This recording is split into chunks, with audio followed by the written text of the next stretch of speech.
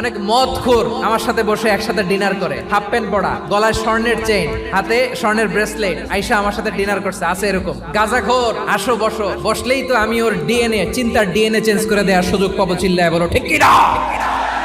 আমার অনেক হিন্দু পরিচিত ভাই আছে, ওরা আমাদের ইফতারির প্রোগ্রামে এসে একসাথে ইফতারি করে। বিশ্বনবী ইহুদির বাড়িতে গেলেন, আর আমার মুসলমান ভাই আমার কাফের বলে, এরকম আছে না নাই?